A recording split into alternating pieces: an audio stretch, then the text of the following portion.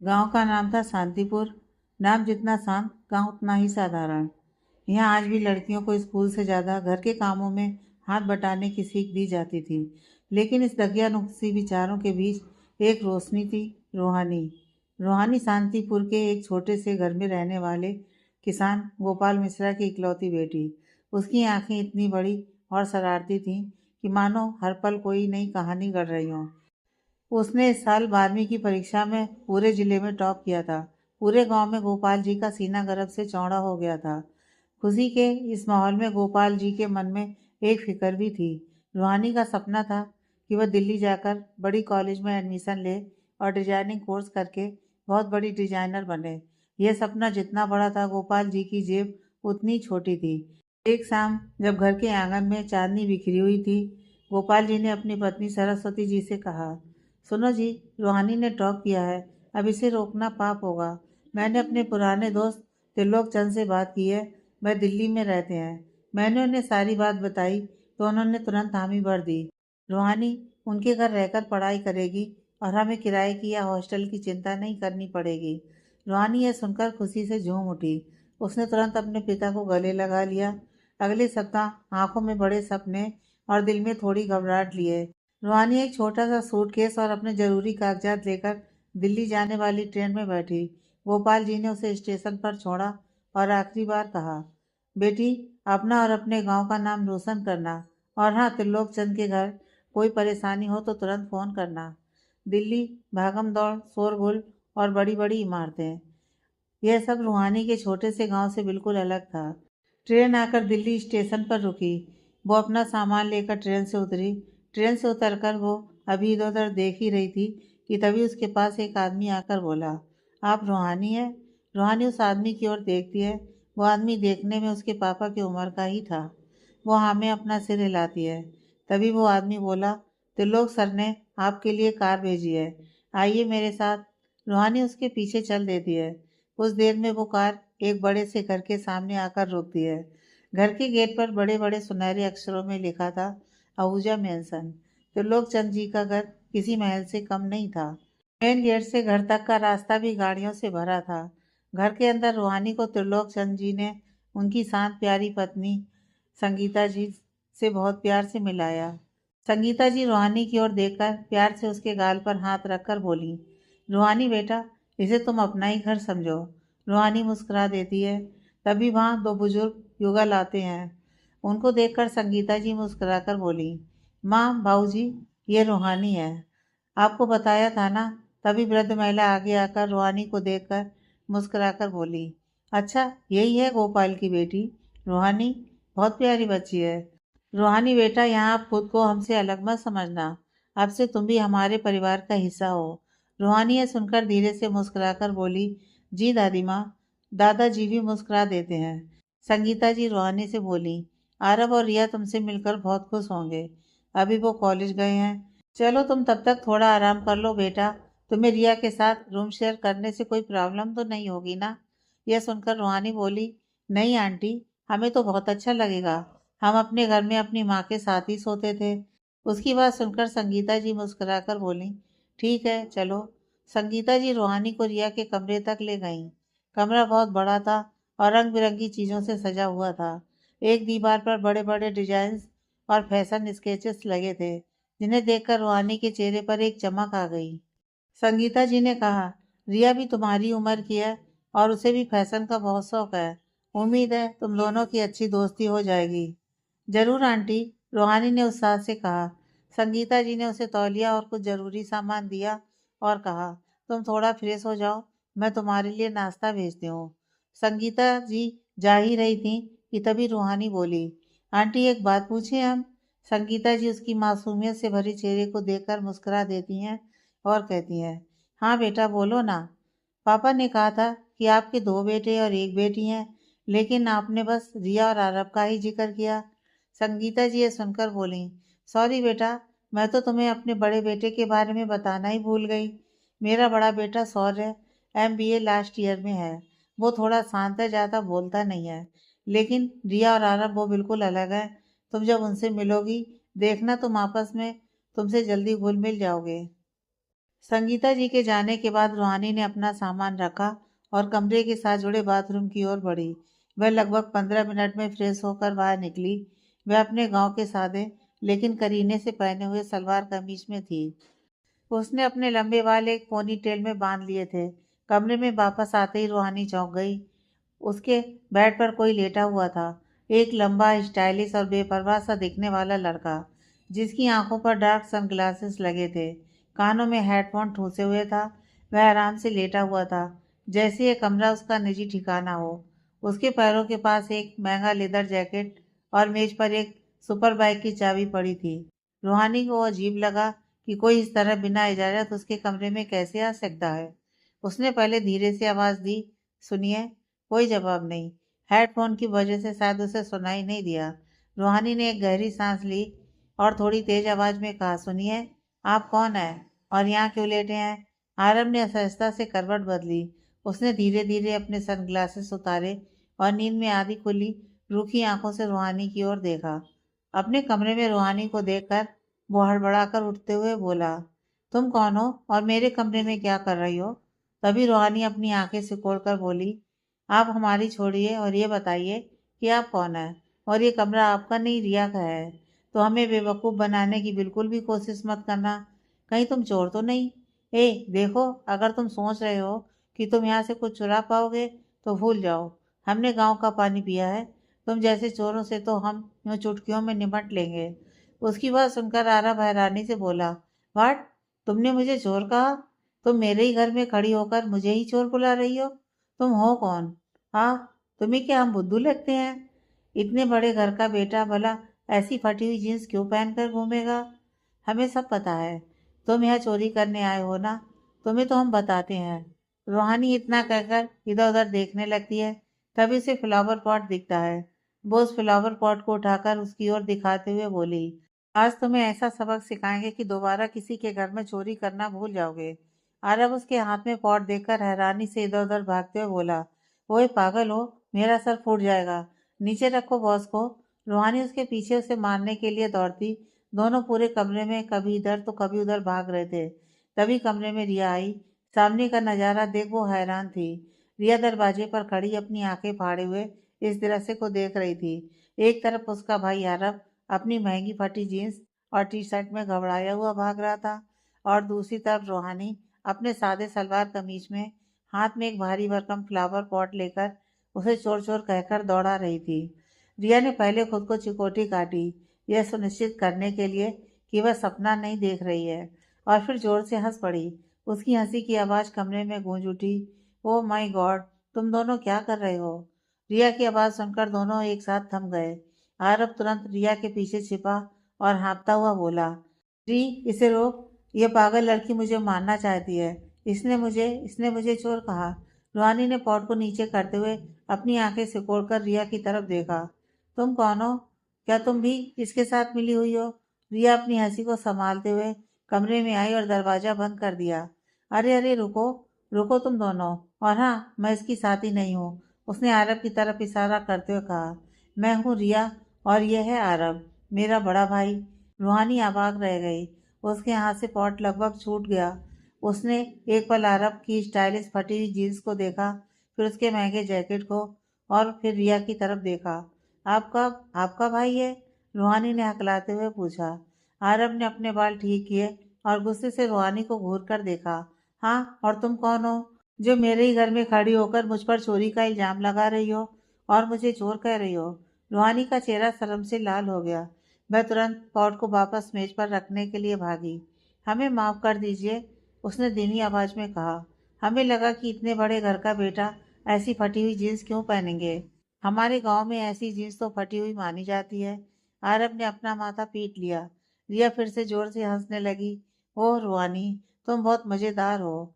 रिया ने कहा, यह फटी हुई जीन्स नहीं है, इसे डिस्ट्रॉयड डेनिम कहते हैं और ये बहुत महंगी आती है। खैर, मैं रिया हूँ और ये मेरा कमरा है। मम्मी ने कहा था कि तुम मेरे साथ रहोगी। मैं तुमसे मिलकर बहुत खुश हूँ। रिया ने आगे बढ़कर रूहानी को गले लगाया। रूहानी अभी भी थोड़ी असहज थी। आरब ने अपनी जैकेट उठाई और सन ग्लासेस वापस अपनी आंखों पर लगाए। हूँ, डिजाइनिंग का कोर्स करने आई हो और फैशन के बारे में कुछ नहीं जानती, उसने तंज कसते हुए कहा। यह सुनकर रूहानी ने अपना सिर झुका लिया और धीरे से बोली, सॉरी। आरब ने उसकी ओर देखा, फिर अचानक जोर से हंसने लगा। यह देखकर रूहानी हैरानी से बोली, आप हंस क्यों रहे हैं? सॉरी, वो तुम्हारी शक्ल देखकर हंसी आ गई। बाय द वे, मैं तुम्हें माफ़ कर सकता हूँ, लेकिन उससे पहले तुम्हें मुझसे दोस्ती करनी होगी। बोलो, बनोगी मेरी दोस्त? इतना कहकर वो अपना हाथ आगे बढ़ा देता है। अरब की बात सुनकर रूहानी उसके हाथ की ओर देखती है, फिर मुस्कुराकर उससे अपना हाथ मिला लेती है। रिया मुस्कुराई। उसने उन दोनों के हाथों को एक साथ थाम लिया। क्या बात है, तो अब तुम दोनों दोस्त हो गए? अब ना तो कोई चोर है और ना ही कोई पागल लड़की जो पॉट लेकर पीछे भाग रही हो। रूहानी और आरब दोनों हंस पड़े। ठीक है, अब जब दोस्ती हो गई है, आरब ने कहा, तो सुनो रिया, मैं तुम्हें अपना नया हेडफोन दिखाने आया था, लेकिन इस शांतिपुर एक्सप्रेस की वजह से मेरी नींद खराब हो गई। मैं जा रहा हूँ। जैसे ही आरब कमरे से निकला, रिया ने राहत की सांस ली। शुक्र है अब शांति है। अब बताओ, तुम थोड़ी फ्रेश और आराम महसूस कर रही हो? जी, बहुत अच्छा लग रहा है, रूहानी ने कहा। आपसे मिलकर और भी अच्छा लगा। ओह कम ऑन, तो मुझे आप बुलाना बंद करो। ऐसे लग रहा है जैसे मैं बुढ़ी हो गई। तो मुझे तुम ही कहो, रिया ने उत्साह से कहा। अच्छा चलो, मैं तुम्हें अपना कमरा दिखाती हूँ। हम दोनों यहीं रहने वाले हैं। रिया ने रूहानी को अपने कमरे का कोना कोना दिखाती है। रात को डिनर के बाद सभी अपने रूम में सो जाते हैं, लेकिन नई जगह होने के कारण रूहानी को नींद नहीं आती है। वो रिया की ओर देखती है जो सो चुकी थी। वो टाइम देखती है, 11 बज रहे थे। वो उठकर रूम से बाहर आती है।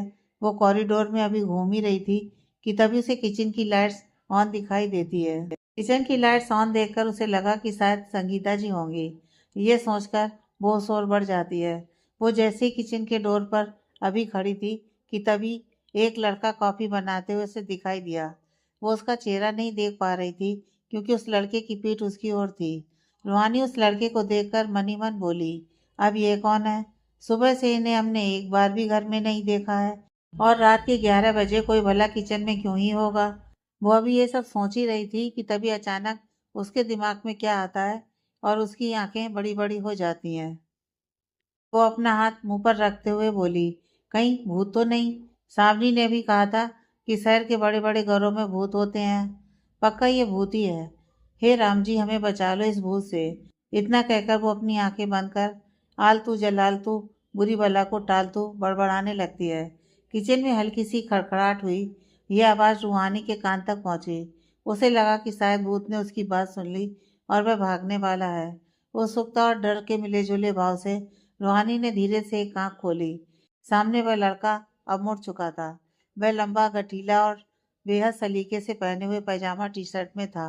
उसकी आंखों में गहरी उदासी थी, लेकिन चेहरा बेहद सख्त और शांत था। उसके हाथ में कॉफी का मग था और उसके चेहरे पर एक अजीब सी झुंझलाहट साफ झलक रही थी। वह उसे सीधे तीखे अंदाज में घूर रहा था। कौन हो तुम? वो उसे घूरते हुए बोला। उस लड़के की आवाज में एक शक्ति थी जो आधी रात के सन्नाटे को चीर रही थी। रूहानी को लगा जैसे उसके पैरों तले जमीन खिसक गई हो।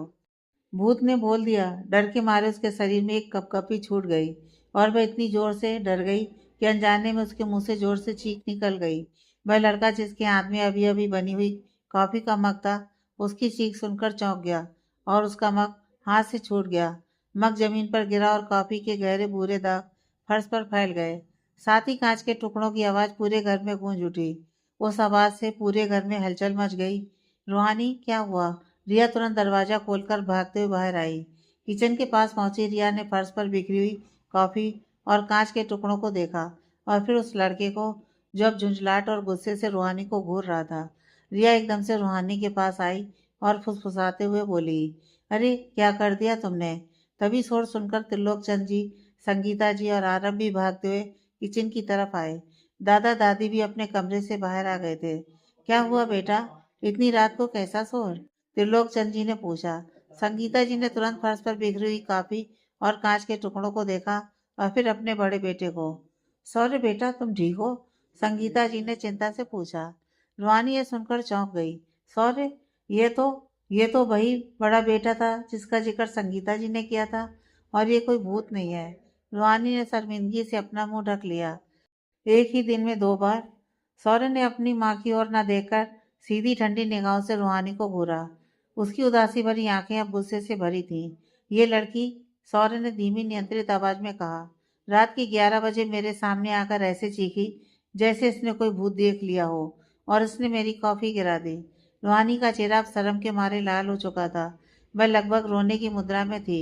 रिया ने तुरंत स्थिति को संभालने की कोशिश की। मम्मी पापा, ये मेरी गलती है। मुझे रूहानी को सौर्य भैया के बारे में और अच्छे से बता देना चाहिए था। रूहानी, तुम घबरा गई थी ना? रूहानी ने धीमी आवाज में हाथ जोड़कर कहा, हमें माफ कर दीजिए।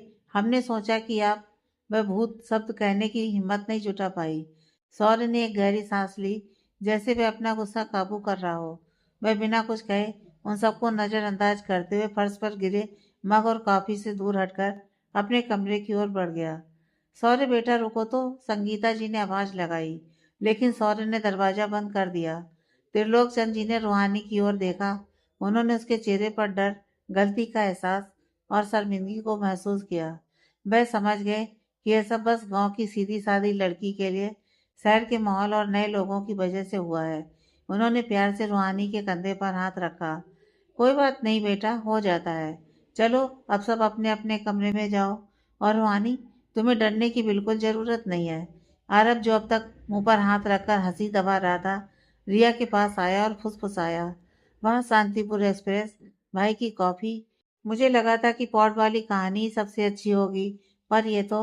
रिया ने उसे कोनी मारी और वह चुप हो गया। संगीता जी ने नौकरों को बुलाकर किचन साफ करने को कहा और फिर रूहानी को वापस रिया के कमरे तक ले गईं।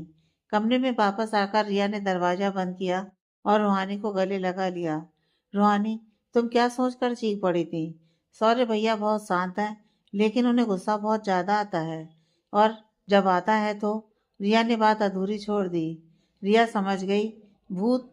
तुम सच में सोच रही थी कि सौर्य भैया कोई भूत है? आहा! रिया हंस पड़ी। फिर उसने रूहानी का हाथ पकड़ा।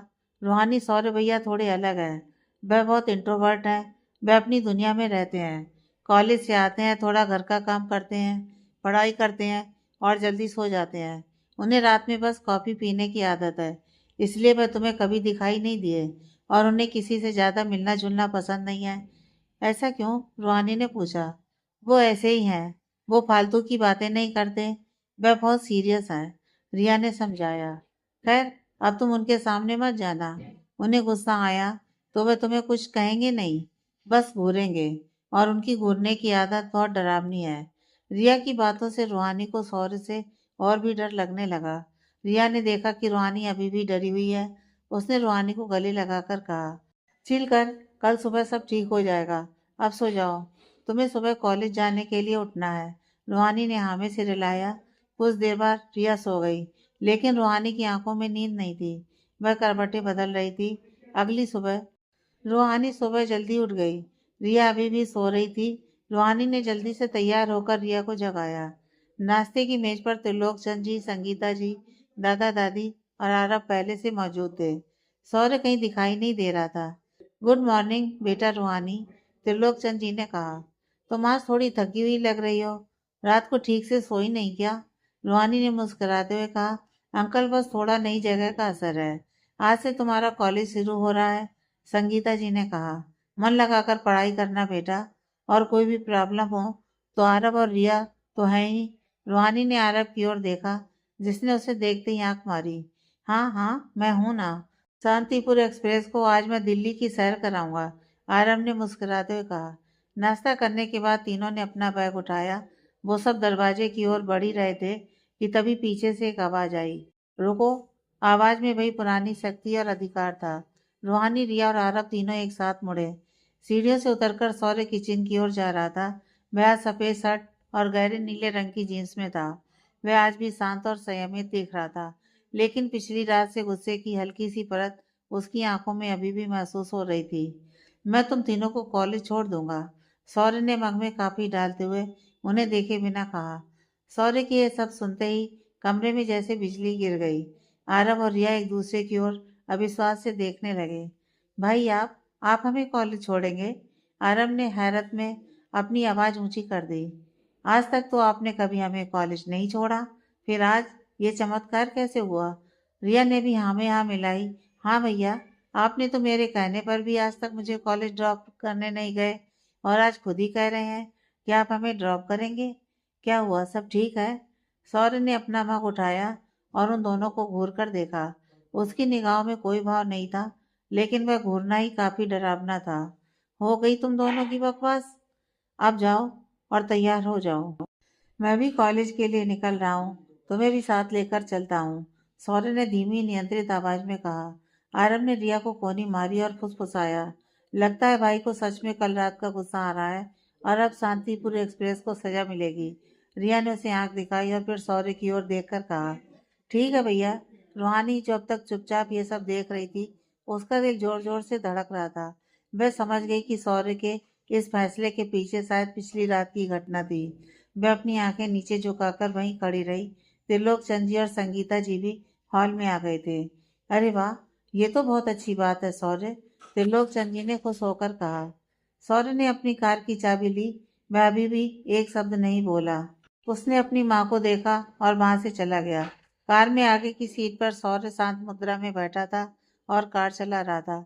पीछे की सीट पर रूहानी रिया बैठे थे। आरव सौर्य की बगल वाली सीट पर बैठा था।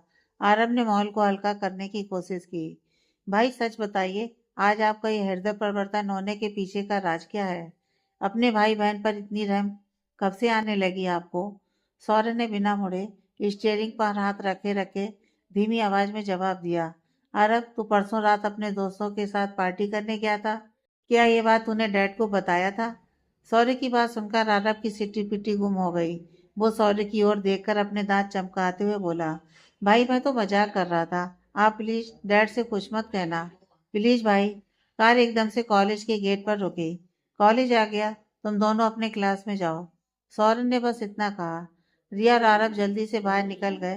रूहानी ने हिम्मत करके पीछे की सीट से धीमी और दबी आवाज में कहा, थैंक यू और हम माफी चाहते हैं। सौर्य ने पलटकर उसे नहीं देखा। उसने बस इतना कहा, माफी से मेरी काफी वापस नहीं आएगी, अगली बार कोई भी हरकत करने से पहले 10 बार सोचना। यह सुनकर रूहानी का चेहरा उतर गया। वह जल्दी से कार से बाहर निकल गई। तभी सौर्य भी बाहर आया और आरव और रिया से बोला, तुम दोनों जाओ और तुम रूहानी को देखकर यहीं रुको। आरव और रिया ने एक दूसरे को घबराकर देखा। आरव ने फुसफुसाते हुए कहा, देखा, मैंने कहा था ना, शांतिपुर एक्सप्रेस पर बिजली गिरने वाली है। रिया ने उसे एक बार और आंख दिखाई, पर अब वह खुद भी चिंतित थी। सौर्य की आवाज फिर आई, जिसमें अब कोई धैर्य नहीं बचा था। तुम दोनों को मैंने क्या कहा, अपनी क्लास में जाओ। सौर्य की शक्ति देखकर दोनों फौरन मुड़े और भागते हुए कॉलेज की बिल्डिंग की ओर बढ़ गए। सिर्फ सौर्य और रूहानी गेट के पास खड़े थे। क्या हुआ? रूहानी ने कांपती हुई आवाज में पूछा। पिछली रात की घटना के बाद वह सौर्य के सामने बहुत ज्यादा असहज महसूस कर रही थी। उसका दिल जोरों से धड़क रहा था, ये जानते हुए इस आदमी में उसे पूरी तरह हिला देने की क्षमता है। सौर्य ने अपनी सफेद शर्ट की कॉलर ठीक की और उसे एक पल के लिए देखा। उस नजर में फिर से कोई भाव नहीं था, लेकिन वह गहराई रूहानी को अंदर तक भेद रही थी। उसकी आंखें, जिनमें पिछली रात के गुस्से की हल्की सी परत अभी भी थी, आज एक अलग ही चमक लिए हुए थी। चलो मेरे साथ, उसने छोटा सा ऑर्डर दिया और कॉलेज की बिल्डिंग के भीतर चल पड़ा। उसकी आवाज में वो शक्ति थी जो रूहानी को कभी कभी डराती थी, पर एक अजीब सा आकर्षण भी था। रूहानी बिना कुछ बोले उसके पीछे पीछे चलने लगी। उसके दिमाग में हजारों सवाल घूम रहे थे। क्या वह पिछली रात के लिए कोई सजा देगा? क्या वह उसे सबके सामने अपमानित करेगा? या फिर उसकी इस पहल के पीछे कोई और ही मकसद था? वे सीधे डिजाइनिंग डिपार्टमेंट की ओर बढ़े। कॉलेज का माहौल, छात्रों की भीड़ और सौर्य की उपस्थिति, सब कुछ रूहानी के लिए एक अजीब अनुभव बन रहा था। वह सौर्य के पीछे चल रही थी। उसकी चाल में एक अजीब सा तालमेल था, जैसे वह उसी के लिए बनी हो। वे एक दरवाजे के सामने रुके, जिस पर लिखा था प्रोफेसर आर के Trivedi, head of department graphic design. सौर्य ने दरवाजे पर दस्तक दी और बिना जवाब का इंतजार किए दरवाजा खोल दिया। प्रोफेसर त्रिवेदी, एक गंभीर दिखने वाले व्यक्ति, अपने डेस्क पर बैठे थे। जैसे उन्होंने सौर्य को देखा, उनके चेहरे पर सम्मान का भाव आ गया। अरे सौर्य, अंदर आओ बेटा, क्या बात है? सौर्य ने सीधा अंदर जाकर कहा, गुड मॉर्निंग सर, मैं रूहानी को लेकर आया हूँ। इसने ग्राफिक डिजाइनिंग कोर्स में अभी अभी ही एडमिशन लिया है। इसने स्कॉलरशिप के लिए अप्लाई किया था। बस इसे आपके साइन और आपके गाइडेंस की ज़रूरत है। सौर्य की बात सुनकर त्रिवेदी सर बोले, हाँ हाँ, त्रिलोक जी से बात हुई थी मेरी। तो आप हैं रूहानी, मिस टॉपर। घबराओ मत, तुम अपने प्रोजेक्ट और फॉर्म्स मुझे दिखाओ, मैं अभी सब देखता हूँ। सौर्य ने एक भी पल वहाँ रुकना जरूरी नहीं समझा। उसने रूहानी की ओर देखा, जिसकी आंखों में अब कृतज्ञता का भाव था। एक पल के लिए उसकी नजरें मिली और उसे एक पल में रूहानी को लगा कि सौर्य की आंखों में कुछ और भी था। शायद एक अनदेखी परवाह या कोई गहरा भाव जिसे वह समझ नहीं पा रही थी। अब तुम अपना काम करो, उसने कहा। उसका स्वर अभी भी सख्त था, लेकिन उसमें कॉफी के गुस्से की जगह अब एक अजीब सी उदासीनता थी, जैसे वह अपने आप को रूहानी से दूर रख रहा हो। वह पलटा और दरवाजा खोलकर बाहर निकल गया। रूहानी स्तब्ध खड़ी रही। एक तरफ सौर्य ने उसे पिछली रात के लिए सख्ती से डांटा था, और दूसरी तरफ उसने उसके करियर का इतना बड़ा काम बिना किसी एहसान जताए पूरा कर दिया था। सौर्य का अजीबोगरीब व्यवहार, यह सब उसके दिल को एक साथ छू गया। उसके मन में सौर्य के प्रति एक नई तरह की भावना घर कर गई, एक ऐसी भावना जो सम्मान और आकर्षण का मिश्रण थी। प्रोफेसर त्रिवेदी की आवाज़ ने उसे वास्तविकता में वापस लाया। तो रूहानी चलो, मुझे अपने सबसे अच्छे प्रोजेक्ट दिखाओ। सौर्य डिजाइनिंग डिपार्टमेंट से बाहर निकला और उसने एक गहरी सांस ली। सुबह की हवा उसके अंदर की बेचैनी को शांत नहीं कर पाई। रूहानी की कृतज्ञता भरी आंखें उसे बेचैन कर रही थीं। उसकी मदद करना उसके लिए सिर्फ माँ का आदेश था, पर उसे कॉलेज तक लाना और उस पर एहसान न जताना उसके लिए एक अलग तरह का टेस्ट था। उसने अपने फ़ोन पर समय देखा। उसकी एमबीए क्लास शुरू होने में अभी 15 मिनट बाकी थे। वह डिजाइनिंग ब्लॉक से मैनेजमेंट ब्लॉक की ओर तेजी से बढ़ गया। उसकी चाल में वही अधिकार और रफ्तार थी। उसे क्लास में जल्दी पहुंचना था, क्योंकि आज एक जरूरी केस स्टडी पर बहस होनी थी।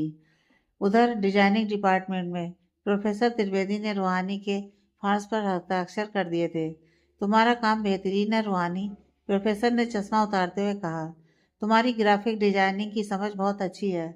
सौर्य ने आकर तुम्हारी फाइलों को तुरंत आगे बढ़वा दिया, वरना इस फॉर्मेलिटीज में हफ्ते लग जाते हैं। स्कॉलरशिप तुम्हारी ही होगी, इसमें कोई शक नहीं है। रूहानी ने विनम्रता से सिर झुकाया। Thank you so much sir. बाहर निकलते ही रूहानी ने राहत की सांस ली। उसकी जिंदगी का सबसे बड़ा सपना अब साकार होने की कगार पर था। यह सब सौर्य की वजह से हुआ था। सौर्य का कठोर व्यवहार और फिर उसकी मदद, यह उलझन उसे परेशान कर रही थी। तभी कॉरिडोर में भागते हुए आरव और रिया उसे मिल गए। रूहानी तुम कहाँ थी? रिया ने चिंता से पूछा। आरव ने फुसफुसाते हुए पूछा, क्या हुआ? भाई ने तुम्हें क्या सजा दी?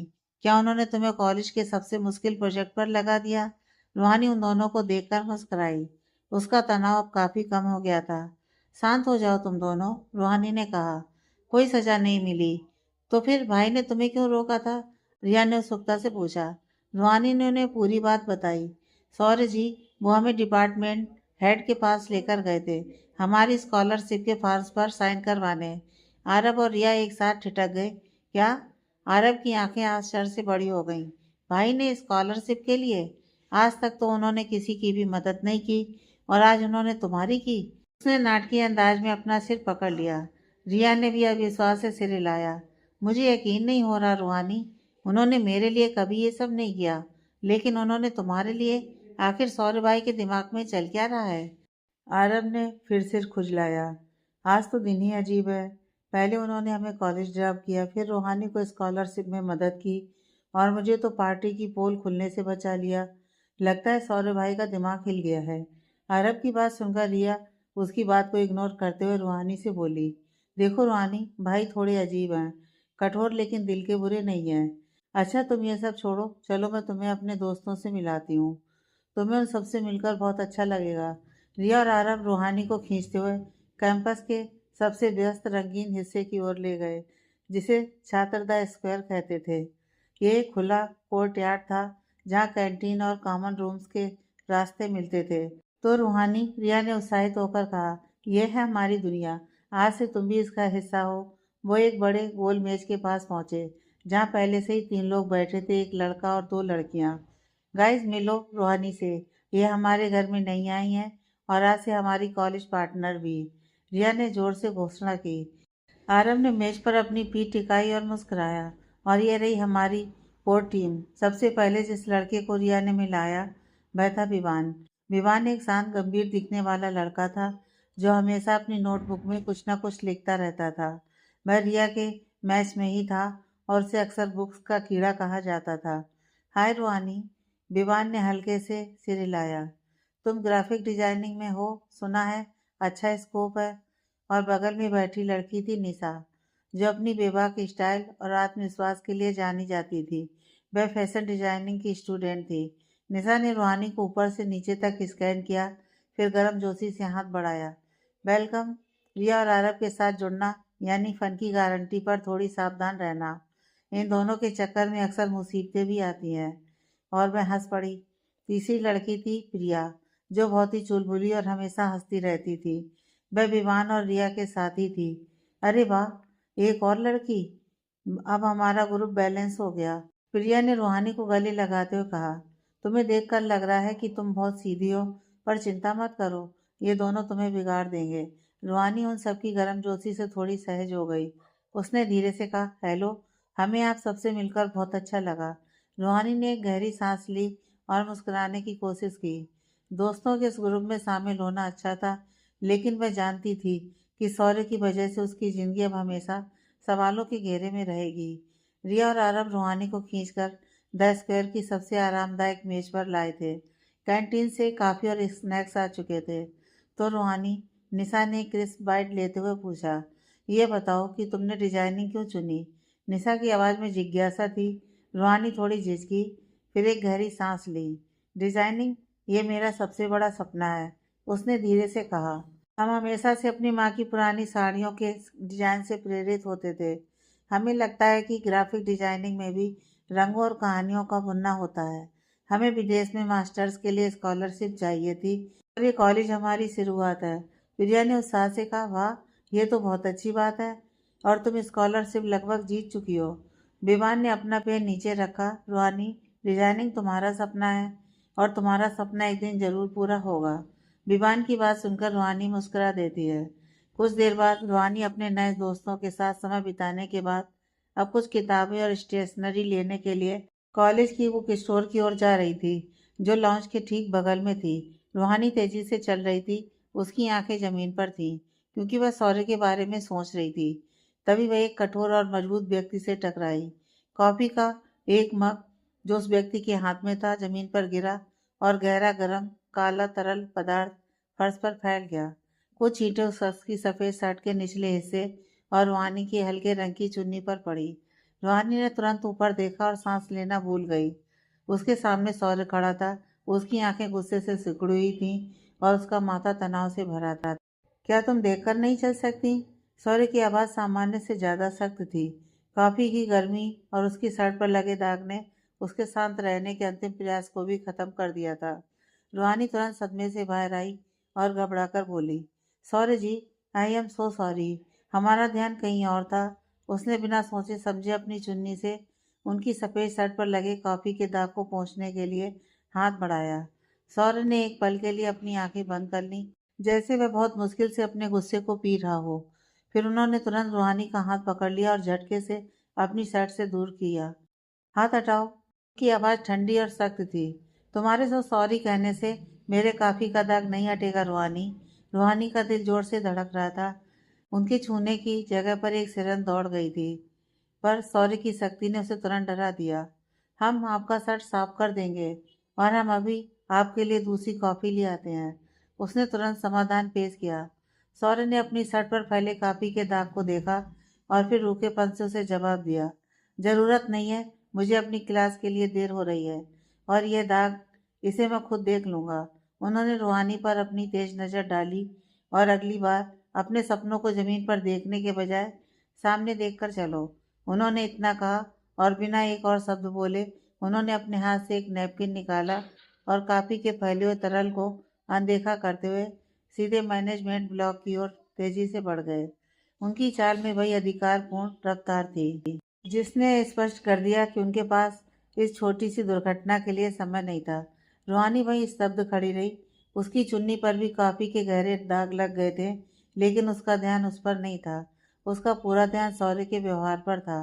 उसके मन में कृतज्ञता और एक अजीब सा आकर्षण था, पर सौर्य का सख्त व्यवहार उन भावनाओं को एक पल में दबा देता था। तभी आरब और रिया भागते हुए आए। वे शायद द स्क्वायर से ये सारा तमाशा देख कर आए थे। रूहानी, तुम ठीक हो? रिया ने चिंता से पूछा और उसकी चुन्नी पर लगे दाग को देखा। आरब ने हंसी दबाते हुए जमीन पर फैले कॉफी के दाग को देखा और फुसफुसाया, ओह, तो ये थी आज की सजा, भाई को कॉफी से नहलाना। रिया ने आरब को कोनी मारी। मजाक बंद करो आरब। रूहानी, तुम्हें चोट तो नहीं लगी? रूहानी ने अपना सिर हिलाया। नहीं, मैं ठीक हूँ, बस मुझे उनकी चिंता हो रही है। उनकी क्लास है और अब उनकी सफ़ेद शर्ट पर दाग लग गया है। आरब ने आंखों को घुमाया। चिंता मत करो रूहानी, भाई के पास पूरी वार्डरोब भरी हुई है। यह तो एक शर्ट का छोटा सा दाग है, पर तुम्हें पता है, कल रात से लेकर अभी तक तुमने दो दो बार भाई की कॉफ़ी गिराई है। आरब की बात सुनकर रूहानी बोली, हमें उनसे माफ़ी मांगनी चाहिए। हमारी वजह से उनकी कॉफ़ी गिर गई, और इन सब के बावजूद आज उन्होंने हमारी स्कॉलरशिप के लिए मदद की। हमें उन्हें अच्छे से थैंक यू करना तो बनता है, लेकिन हम ऐसा क्या करें? तभी रिया उससे बोली, रूहानी, तुम्हें अगर भाई को थैंक यू बोलना है तो तुम उनके लिए कॉफ़ी बनाकर उन्हें देना। देखना, कॉफ़ी देखकर भाई का मूड ठीक हो जाएगा। उसकी बात सुनकर रूहानी बोली, लेकिन हमें कॉफ़ी बनाना नहीं आता। उसकी बात सुनकर अरब उसे बोला, by fear van Arab is here. उसकी बात सुनकर रूहानी खुश होते हुए बोली, आपको कॉफ़ी बनाना आता है? उसकी बात सुनकर आरब अपने दांत दिखाते हुए बोला, मेरे लिए कोई काम मुश्किल नहीं है, लेकिन कॉफ़ी बनाना तुम्हें मॉम सिखाएंगी। ओके, हम घर जाकर आंटी से कॉफ़ी बनाना सीख लेंगे। फिलहाल हमें कुछ बुक्स खरीदनी है। बुक स्टोर चलें? रूहानी बोली। रूहानी, आरब और रिया ने मिलकर बुक्स खरीदने का फैसला किया। तीनों दोस्त कैंपस के बुक स्टोर की ओर चल दिए। आरब बीच बीच में सौर्य और कॉफ़ी वाली घटना पर हल्के हल्के मजाक करता रहा, जिससे रूहानी की घबराहट थोड़ी कम हुई। बुक स्टोर पहुंचकर रूहानी ने अपनी ज़रूरी किताबें देखी। आरब, जो अपनी किताबें पहले ही खरीद चुका था, किताबों के सेक्शन में रिया की मदद करने लगा, जबकि रूहानी ने अपने कोर्स की किताबें छांटी। देखो रूहानी, भाई को थैंक यू बोलने का रिया का आइडिया सबसे बेस्ट है। भाई को कॉफ़ी से बहुत अटैचमेंट है। अगर तुम अपने हाथ से कॉफ़ी बनाकर दोगी तो वो ज़रूर इम्प्रेस होंगे। आरब बोला, हाँ, और तुम्हें पता है, भाई की आदत है, वो हमेशा अपनी कॉफ़ी खुद बनाते हैं। अगर कोई उनके लिए कॉफ़ी बना रहा है तो वो बहुत खास होना चाहिए। रिया बोली। रूहानी की किताबें संभालते हुए, बस हमें यही डर है कि अगर कॉफ़ी अच्छी नहीं बनी तो। आज तो हमने दो बार उनकी कॉफ़ी गिरा दी है, तीसरी बार में कहीं वो नाराज़ न हो जाएं। आरब ने एक नॉवेल उठाते हुए कहा, अरे डरो मत, जैसा मैंने कहा है, मम दुनिया की बेस्ट कॉफ़ी बनाती हैं, तुम उनसे सीखो। और सुनो, जब तुम कॉफ़ी बनाओगी तो मैं टेस्ट करके तुम्हें ओके रिपोर्ट दूंगा। रूहानी उसकी बात सुनकर हल्की सी मुस्कुराई। ठीक है, शाम को घर जाकर हम जरूर आंटी से सीखेंगे। रिया ने रूहानी के हाथ से कुछ किताबें लेकर टोकरी में रखी। यही सही एटीट्यूड है। अब जल्दी से ये किताबें ख़त्म करो, फिर हम चलते हैं। मेरी मम्मी ने आज इवनिंग स्नैक्स में तुम्हारी फेवरेट डिश बनाई है। तीनों ने अपनी खरीदारी पूरी की और फिर कैंपस से बाहर अपनी कैब के लिए निकल गए। रूहानी के मन में अब किताबों से ज़्यादा सौर्य के लिए एक परफेक्ट कॉफ़ी बनाने की योजना थी। उसे पता था कि एक छोटी सी कोशिश है, लेकिन वह दिखाना चाहती थी कि वह अपनी गलती को सुधारना चाहती है और उनकी मदद के लिए आभारी है। शाम को घर पहुंचने के बाद रूहानी सीधे किचन में गई, जहाँ संगीता जी रात के खाने की तैयारी कर रही थी। आंटी, क्या आप हमारी एक हेल्प करेंगी? रूहानी बोली। संगीता जी मुस्कुराते बोली, अरे रूहानी तुम? हाँ बोलो, क्या चाहिए? हमें कॉफ़ी बनाना सीखना है, जैसे सौर्य जी बनाते हैं बिल्कुल वैसी ही। रूहानी बोली। उसकी बात सुनकर संगीता जी के हाथ काम करते हुए रुक जाते हैं। वो रूहानी की ओर देखती हैं। तुम्हें कॉफ़ी क्यों बनानी है? संगीता जी ने हैरानी से पूछा। उनके चेहरे पर एक हल्की मुस्कान आ गई। सौर्य की कॉफ़ी? अरे वो तो दुनिया की सबसे मोटी कॉफ़ी होती है, हर दिन उसका स्वाद बदलता रहता है। रूहानी थोड़ी झिझकी, फिर उसने पूरी घटना बता दी। हमारी वजह से सौर्य जी की दो बार कॉफ़ी गिर गई। रूहानी ने कहा, और फिर भी उन्होंने हमारी स्कॉलरशिप में हमारी बहुत मदद की है। हम उन्हें थैंक यू बोलना चाहते हैं। और रिया ने कहा कि अगर हम उनके लिए कॉफ़ी बनाएंगे तो उनका मूड अच्छा हो जाएगा। संगीता जी ध्यान से रूहानी की बात सुनती रहीं। फिर उन्होंने प्यार से रूहानी के गालों पर हाथ फेरा। तुम बहुत अच्छी हो बेटा, उन्होंने कहा। और तुम बिल्कुल सही कह रही हो। सौर्य शायद बाहर से सख्त दिखता है, पर असल में उसे छोटी छोटी चीज़ों से बहुत खुशी मिलती है। और उसे कॉफ़ी बहुत पसंद है। उन्होंने अपने हाथ साफ किए और रूहानी की ओर पूरी तरह मुड़ी। ठीक है, संगीता जी बोली, तो फिर आज हम सौर्य की परफेक्ट कॉफ़ी बनाना सीखेंगे। गीता जी ने रूहानी को कॉफ़ी बनाने की पूरी प्रक्रिया समझाई। उन्होंने बताया कि सौर्य की कॉफ़ी में एकदम सही बैलेंस जरूरी होता है। रूहानी ने संगीता जी की पूरी प्रक्रिया को बहुत ध्यान से देखा और फिर अपनी कॉफ़ी खुद बनाई। जब उसने पहली बार कॉफ़ी छकी तो उसकी आंखों में एक चमक आ गई। वह एकदम वैसी ही थी जैसी सौर्य की कॉफ़ी की महक पूरे घर में फैली रहती थी। वाह, शांतिपुर एक्सप्रेस, क्या कॉफ़ी बनाई है तुमने? आरव ने कॉफ़ी पीकर उत्साहित होकर कहा। संगीता जी ने प्यार से मुस्कराया। तुमने पहली बार में ही बहुत अच्छा किया है। अब तुम इसे बनाकर सौर्य को देना। रात का खाना खाकर जब रूहानी अपने कमरे में गई तो वह अभी भी कॉफ़ी बनाने की प्रक्रिया के बारे में सोच रही थी। उसने सोचा कि सौर्य जैसे ही घर आएगा तो वो सौर्य को कॉफ़ी बनाकर देगी। सौर्य हर रोज़ अपने फ्रेंड के घर केस स्टडी के लिए जाता था, जहाँ दोनों मिलकर प्रैक्टिस करते थे। वो देर रात को घर पहुंचा और फ्रेश होने अपने कमरे में चला गया। रूहानी धीरे से सौर्य के कमरे के दरवाजे तक गई और दरवाज़ा हल्के से खटखटाया। क्या हम अंदर आ जाएं? दरवाज़ा खुला। सौर्य ने सफ़ेद शर्ट की जगह एक टी शर्ट डाला था और उसकी शक्ति और तेजी वैसी ही थी। उसने रूहानी को देखा, फिर उसके हाथ में पकड़े मग को। उसकी आंखें एक पल के लिए रुकी। वो हैरानी से रूहानी की ओर देखकर बोला, तुम? वो हमने आपके लिए कॉफ़ी बनाई है, रूहानी ने धीरे से कहा। हमारी वजह से आपकी कॉफ़ी गिर गई थी, इसलिए हमने सोचा। सौर्य ने बिना कोई शब्द कहे मग को अपने हाथ में ले लिया। मग की गर्माहट उसके हाथों में महसूस हुई। उसने एक नज़र मग में पड़ी कॉफ़ी पर डाली, जहाँ ऊपर बना हुआ दिल, जो थोड़ा टेढ़ा हो गया था, दिखाई दे रहा था। वो मग लेकर पलटा और एक घूंट लिया। कॉफ़ी उसके गले से नीचे उतरते ही सौर्य का चेहरा सिकुड़ गया। उसकी आंखें चौड़ी हो गईं और उसने तुरंत कॉफ़ी को वापस निगलने की कोशिश की, जैसे उसे किसी ऐसी चीज़ का स्वाद मिल गया हो जिसकी उसे उम्मीद नहीं थी। रूहानी जो उत्सुकता से उसकी प्रतिक्रिया का इंतजार कर रही थी, सौर्य के चेहरे के भाव देखकर तुरंत घबरा गई। क्या क्या हुआ? कॉफ़ी ठीक नहीं बनी? सौर्य ने मुश्किल से अपने चेहरे के भाव को संभाला, लेकिन उसकी आवाज़ में अभी भी एक खींच थी। ठीक नहीं बनी? उन्होंने मग को नीचे देखा, फिर रूहानी की ओर देखा। तुमने इसमें चीनी का डिब्बा गिराया है क्या? ये कॉफ़ी नहीं, चीनी का सीरा है। रूहानी का दिल बैठ गया। उसने तो आरब के कहने पर थोड़ा मीठा रखा था और आरब ने टेस्ट करके ओके भी कहा था। संगीता जी ने भी तो कहा था कि वह अच्छी बनी है। उसने झट से उसके हाथ से कॉफ़ी लेकर एक घूंट टेस्ट के लिए पिया।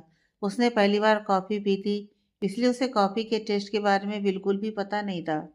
कॉफ़ी की कड़वी टेस्ट पाकर रूहानी ने अजीब सा मुंह बना लिया, जिसे देखकर सौर्य के होठों पर हल्की सी मुस्कान आ गई, जिसे उसने झट से छुपा लिया। छी, कितनी कड़वी है ये, वो बेख्याली में ही बोली। उसकी बात सुनकर सौर्य ने झट से उसके हाथ से कॉफ़ी ले ली। रूहानी को अपनी गलती का एहसास हुआ। उसने कॉफ़ी वापस लेने की कोशिश की। आप रुकिए, हम अभी जाकर दूसरी कॉफ़ी बनाते हैं, बिना चीनी वाली। सौर्य ने अपना मग एक हाथ से मजबूती से पकड़ रखा था। उन्होंने अपनी बहुएं चढ़ाईं। दूसरी? और अगर वह भी किसी और चीज़ का सीरा निकला तो? रहने दो, मैं खुद बना लूँगा। लेकिन रूहानी ने गिड़गिड़ाते हुए कहा, मैंने कहा ना, अब तुम जाओ यहाँ से, वो उससे बोला। उसने जाते जाते उसने एक बार मुड़कर सौर्य को देखा। वह वापस अपने लैपटॉप की तरफ मुड़ चुका था। वो कमरे से बाहर आ गई। उसके जाते ही सौर्य एक बार मुड़कर दरवाजे की ओर देखा, फिर अपने हाथ में पकड़े कॉफ़ी के मग की ओर देखा। उसे रूहानी का उसका झूठा कॉफ़ी को पीना याद आता है। उसके चेहरे पर हल्की मुस्कान आ जाती है। वो उस कॉफ़ी को पीने लगता है। रूहानी अपने कमरे में जाकर बिस्तर पर धब से बैठ गई। अभी भी उसका गुस्सा शांत नहीं हुआ था। उसने अपने होठों को सिकोड़ा। कितने खड़ूस हैं! एक तो इतनी मेहनत से पहली बार कॉफ़ी बनाई और ऊपर से नुक्स निकालते हैं। अब जो आदमी इतनी कड़वी कॉफ़ी पीता है, उसकी बोली में मिठास कैसे आएगी? लगता है इन्हें कभी कभी मीठा भी खिलाना पड़ेगा। वह बड़बड़ाई। वो अभी बड़बड़ा ही रही थी कि तभी रिया मुनीदी अलसाई हुई आवाज में बोली, रूहानी, ये तुम क्या बड़बड़ा रही हो? रिया को उठते देख वो झट से बोली, कुछ भी तो नहीं, हम तो बस ऐसे ही। तुम सो जाओ। इतना कहकर वो भी उसकी बगल में लेट जाती है और सौर्य के बारे में सोचते उसकी आंख कब लग जाती है उसे पता ही नहीं चलता। सुबह जब रूहानी की नींद खुली तो रिया अभी भी चादर में लिपटी सो रही थी। रूहानी तुरंत उठ गई। कल रात सौर्य की चीनी का सीरा वाली टिप्पणी उसके दिमाग में घूम रही थी। उसे लगा कि उसकी काफ़ी तो खराबी थी, लेकिन सौर्य का इतनी सख्ती से पेश आना भी ठीक नहीं था। अगर आदमी इतनी कड़वी कॉफ़ी पीता है तो उसके मिजाज में मिठास कहाँ से आएगी। उसने मन ही मन सोचा, हमें उन्हें कुछ ऐसा खिलाना होगा जो शुद्ध मिठास से भरा हो, ना कि सिर्फ चीनी से।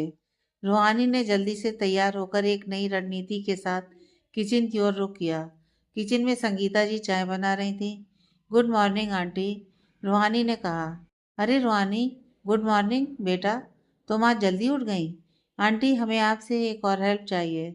रूहानी ने थोड़ी हिचकिचाहट के साथ कहा। हमें गांव का एक मीठा पकवान बनाना है, गुड़ और आटे का हलवा। क्या किचन में सामान मिल जाएगा?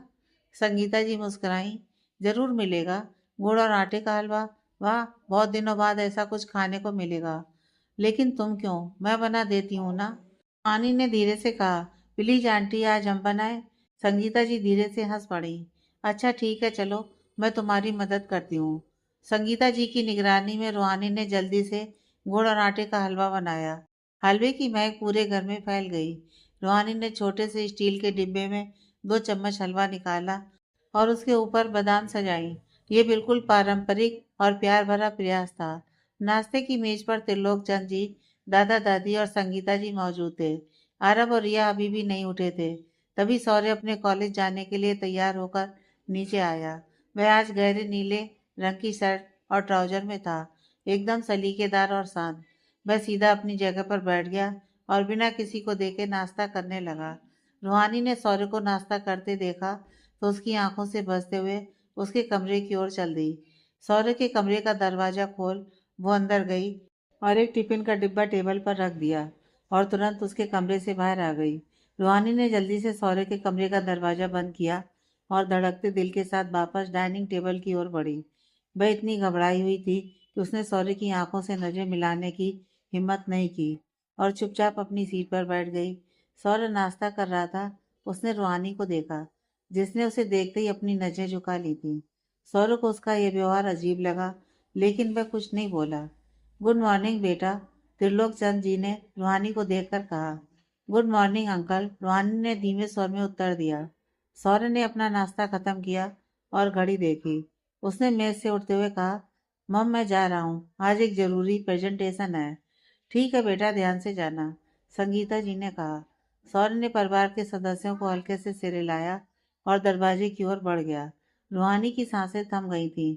उसे लगा कि सौर्य को अभी तक कुछ पता नहीं चला है और यह उसके लिए एक राहत की बात थी कि उसे सौर्य की सख्ती का सामना नहीं करना पड़ेगा।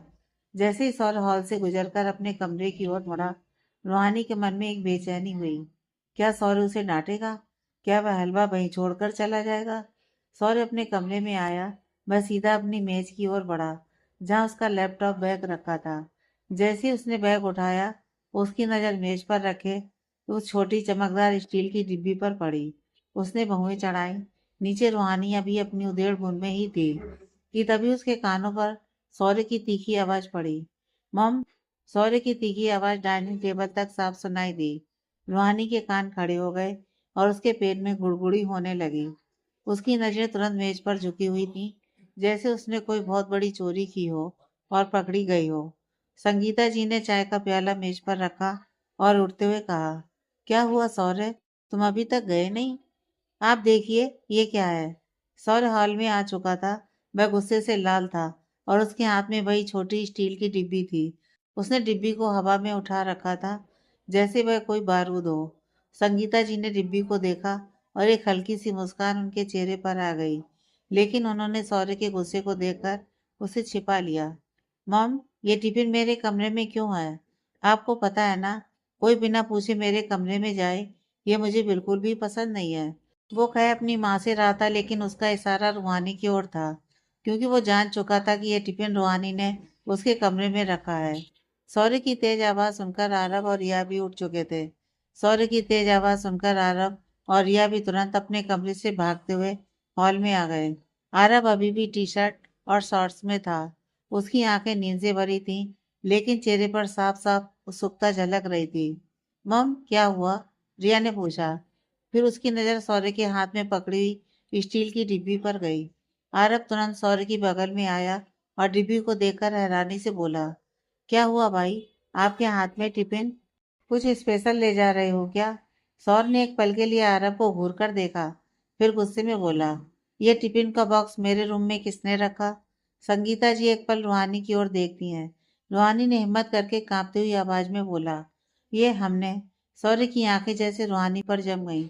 उसने व्यंग से कहा, हो, तो ये तुम्हारा काम है? सौर्य ने एक कदम आगे बढ़ाया, जिससे रूहानी को पीछे हटना पड़ा। और तुम मेरे कमरे में ये टिफिन बॉक्स क्यों रखा रूहानी?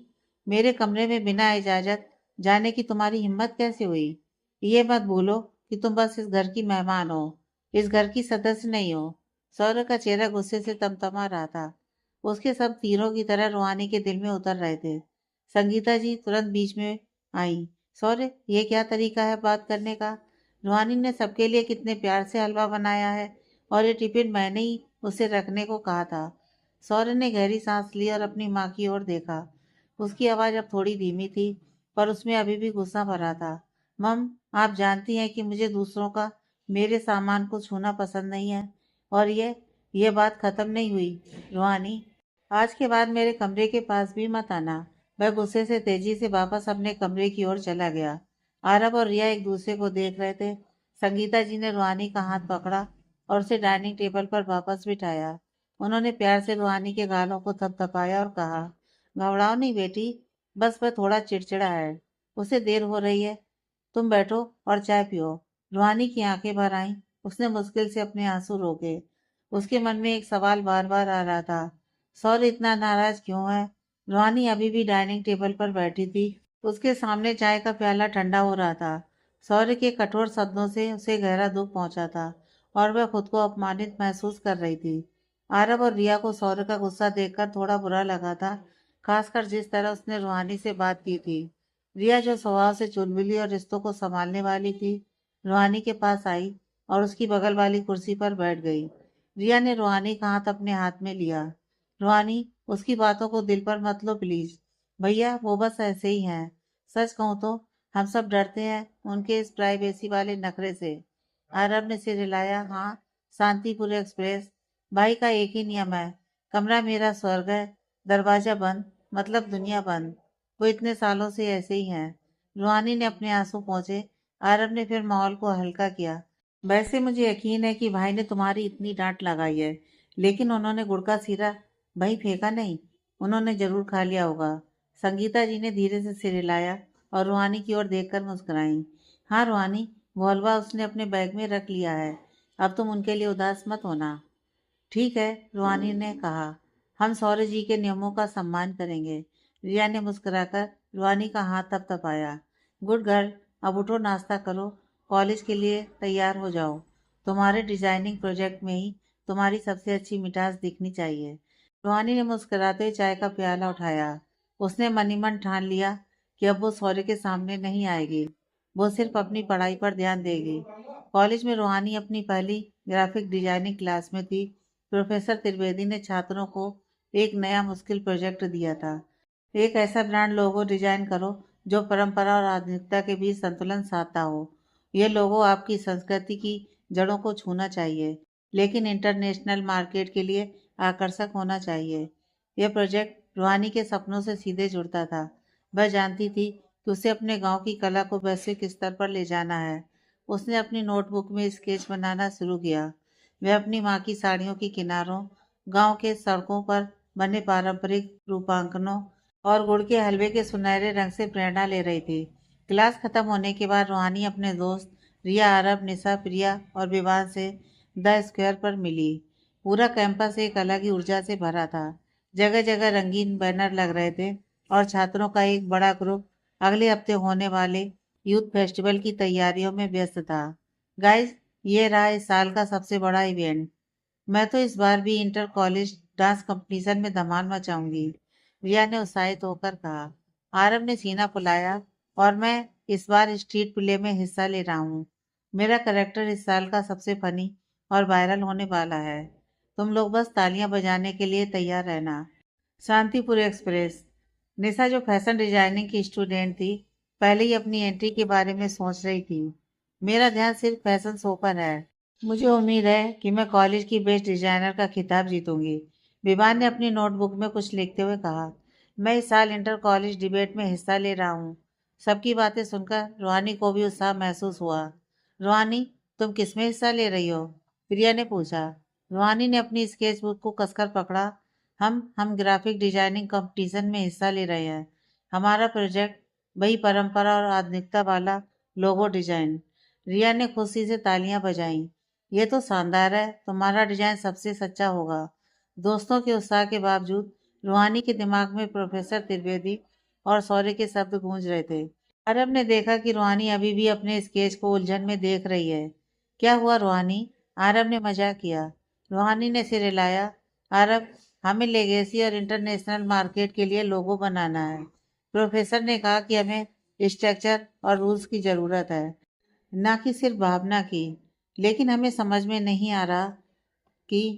रिया ने सोचा, हाँ ये तो सच है। इस मामले में सौर्य भाई की सोच बहुत साफ है। वह हमेशा कहते हैं कि बिजनेस में कोई भावना नहीं होती, सिर्फ प्रॉफिट और लॉस होती है। इस प्रोजेक्ट में सौर्य भाई ही तुम्हारी मदद कर सकते हैं। उसकी बात सुनकर रूहानी बोली, लेकिन वो हमारी मदद करेंगे? आज सुबह की बात से वो पहले ही हमसे बहुत नाराज है। अगर उन्हें और ज्यादा गुस्सा आ गया तो? रिया ने रूहानी को सहारा दिया। देखो रूहानी, भाई थोड़े सख्त हैं, लेकिन वो बेवकूफ नहीं है।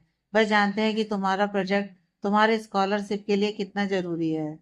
और जब बात बिजनेस या स्ट्रक्चर की आती है तो उनका दिमाग बहुत तेजी से चलता है। आरब ने तुरंत हामी भरी। हाँ हाँ भाई, किसी भी चीज में भावनाएं नहीं लाते। उन्हें परफेक्ट चीजें पसंद हैं। तुम उन्हें प्रोफेशनल सवाल पूछो, वो जरूर जवाब देंगे। लेकिन कैसे? रूहानी ने पूछा। आज सुबह की बात के बाद हम उनके सामने खड़े भी नहीं हो सकते। रिया ने अपनी उंगली हवा में घुमाई। यही तो ट्रिक है। तुम उनके सामने खड़ी मत हो, तुम उन्हें एक प्रोफेशनल मेमो भेजो। आरब उत्साहित हो गया। वाह रिया, शानदार आइडिया। रूहानी, तुम डाइनिंग टेबल पर अपनी नोटबुक का एक पन्ना फाड़ो। उस पर लिखो, to Saurji, MBA, P&L expert, from Roohani, graphic design confuse. और अपना सवाल एकदम बिजनेस की लैंग्वेज में लिखो। रूहानी को यह विचार अजीब लगा, लेकिन उसमें एक सुरक्षा भी थी। यह सीधे उसके कमरे की प्राइवेसी को भंग नहीं करता। ठीक है, रूहानी ने कहा, हम ट्राई करते हैं। आगे की कहानी नेक्स्ट पार्ट में।